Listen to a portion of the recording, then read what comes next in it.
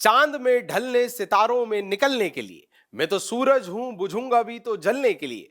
मंजिलों तुम ही कुछ आगे की तरफ खिसक जाओ, रास्ता कम है मेरे पैरों को चलने के लिए। नमस्कार साथियों, मैं सुनील श्रुति एक बार फिर से आपका स्वागत करता हूं हमारे इस ऑनलाइन प्लेटफॉर्म पे। साथियों, आज से हमारी एक नई श्रृंखला शुरू हो रही है जिसके अंतर्गत हम एमपीपीएससी प्रीलिम्स के खास टॉपिक के जरूरी बिंदु आपके सामने रखेंगे, जहां से सीधे प्रश्न पूछे जा सकते हैं।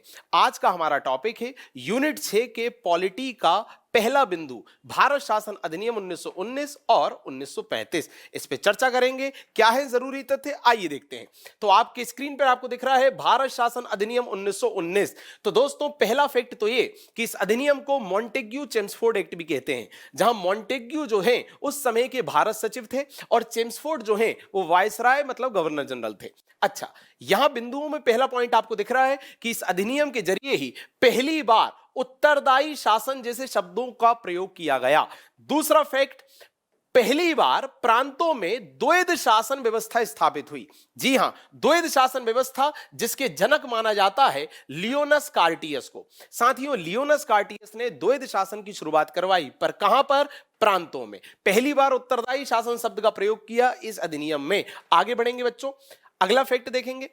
अगला फैक्ट है कि प्रांतों में तो हमने देखा द्वैध शासन व्यवस्था शुरू हुई, पर केंद्रों में द्विसदनात्मक व्यवस्था की शुरुआत की गई। मतलब दो सदन होंगे केंद्र में। पहले सदन को नाम दिया गया राज्य परिषद, जो आज के राज्यसभा के इक्विवेलेंट है। दूसरे सदन को नाम दिया गया केंद्रीय विधानसभा, जो कि वर्तमान की लोकसभा के समतुल्य मानी गई। तो जो राज्य परिषद है इसमें 60 सदस्य थे, जिसमें से 34 निर्वाचित थे और इनका कार्यकाल था 5 वर्ष। याद रखिएगा।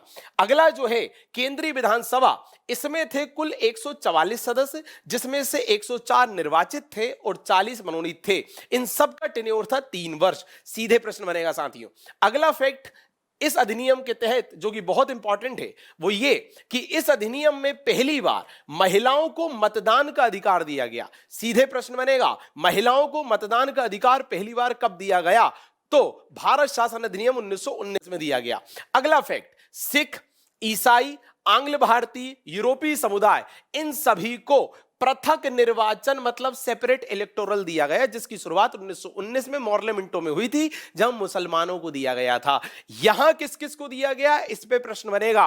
पृथक निर्वाचन किस किस समुदाय को दिया गया, इस अधिनियम के तहत पता होना चाहिए। साथियों, संघ लोक सेवा आयोग की स्थापना भी इसी अधिनियम के प्रावधानों के तहत हुई। इसके अलावा इस अधिनियम में यह भी तय किया गया कि जो वायसराय हैं उनकी कार्यकारिणी की जो परिषद होती है उसमें 6 सदस्यों में से कम 3 सदस्य भारतीय होना अनिवार्य हैं। यह बहुत इंपॉर्टेंट फैक्ट है। सीधे प्रश्न आएगा कि गवर्नर जनरल की कार्यकारिणी में आधे सदस्य भारतीय होना अनिवार्य कब किया गया? साथियों, अगला बहुत इंपॉर्टेंट फैक्ट कि पहली बार केंद्र का जो बजट है उसे राज्य के बजट से अलग कर दिया गया इस अधिनियम के तहत। अगला फैक्ट, इस अधिनियम में एक वैधानिक आयोग के गठन की बात कही गई और यह कहा गया कि यह आयोग हर 10 वर्ष में जांच करेगा कि अंग्रेजों द्वारा लाए जा रहे कानून सही हैं या नहीं।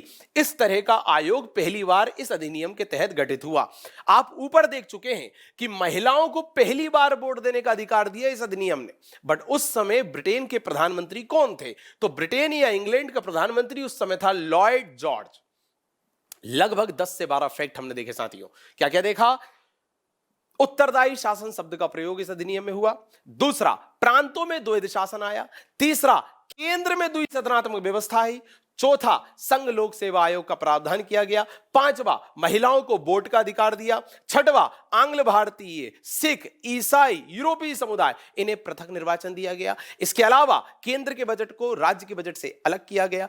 वायसराय की कार्यकारिणी में 3 सदस्य मतलब 50% का भारतीय होना अनिवार्य किया गया। और साथियों, उस समय पीएम कौन था? Lord George. ये जरूरी फैक्ट हमने देखे 1919 के अधिनियम के। अब बात करेंगे हम 1935 के अधिनियम के कि भारत शासन अधिनियम 1935 में क्या क्या जरूरी तथ्य हैं जो एग्जाम में सीधे आ सकते हैं। साथियों, पहला तथ्य तो ये कि संघ और राज्य के बीच शक्तियों का पहली बार विभाजन किया गया, जहां संघ सूची, राज्य सूची और समवर्ती सूचियों का निर्माण हुआ। यह पहली बार इस अधिनियम में हुआ। साथियों, प्रांतों में जो द्वैध शासन उसने चालू किया था 1919 वाले ने, इसने उसे समाप्त कर दिया और प्रांतों को इसने स्वायत्तता प्रदान करी, जबकि द्वैध शासन इसने केंद्रों में शुरू किया।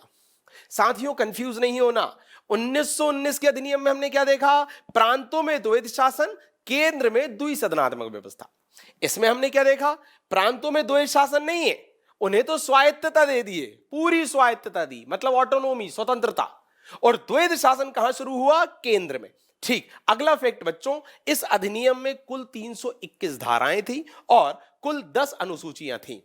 बच्चों, हमने 1919 में देखा कि आंग्ल भारतीय, यूरोपीय समुदाय, सिख और ईसाई, इन लोगों को पृथक निर्वाचन दिया गया, सेपरेट इलेक्टोरल। बट इस वाले अधिनियम में महिला, दलित और मजदूर वर्ग को पृथक निर्वाचन दिया गया। याद रखना, किस अधिनियम ने किस वर्ग को पृथक निर्वाचन दिया? इस पे सीधे प्रश्न बनेगा।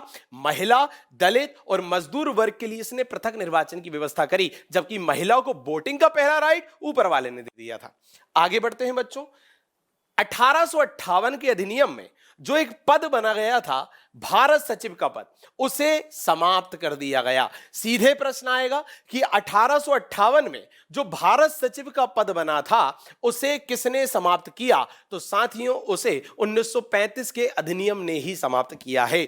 अगला फैक्ट हम देखेंगे कि 1937 में एक संघीय न्यायालय की स्थापना जो हुई थी भारत में, वो इसी अधिनियम के तहत हुई थी। इसके अलावा बच्चों, इस अधिनियम की आलोचना करते हुए पंडित नेहरू ने इसे दासता का अधिकार पत्र कहकर संबोधित किया था। सीधे प्रश्न आएगा कि दासता का अधिकार पत्र किस अधिनियम को कहा और किसने कहा? पंडित नेहरू ने कहा, और पंडित नेहरू में भी जवाहरलाल नेहरू ने कहा। और किसे कहा? 1935 के अधिनियम को कहा। बट साथियों, 1919 में भी एक और फैक्ट है कि जो एनी बेसेंट है, उन्होंने 1919 के अधिनियम को मेग्ना कार्टा की संज्ञा दी थी। यह भी आपको पता होना चाहिए। इसके अलावा संघ लोक सेवा आयोग, राज्य लोक सेवा आयोग और संयुक्त लोक सेवा आयोग के गठन का प्रावधान, तो साथियों संघ लोक सेवा आयोग के गठन का प्रावधान तो 1919 ने कर दिया था। ठीक, तो ये जो संघ लोक सेवा आयोग है, इसका गठन तो 1919 के अधिनियम में हो गया था। यहां इसके अलावा राज्य लोक सेवा आयोग और संयुक्त राज्य लोक सेवा आयोग के गठन का प्रावधान किया गया। तो यदि प्रश्न आए कि संघ लोक सेवा आयोग के गठन का प्रावधान कब हुआ, तो 1919 के अधिनियम में, और राज्य लोक सेवा आयोग और संयुक्त राज्य लोक सेवा आयोग के गठन का प्रावधान कब हुआ? 1935 के अधिनियम के तहत। साथियों, तो ये थे कुछ जरूरी बिंदु भारत शासन अधिनियम 1919 और 1935 से संबंधित। हमसे जुड़े रहिए, अपना प्यार बनाए रखिए। मिलेंगे अगले वीडियो में अगले टॉपिक के जरूरी बिंदुओं के साथ। बहुत बहुत धन्यवाद।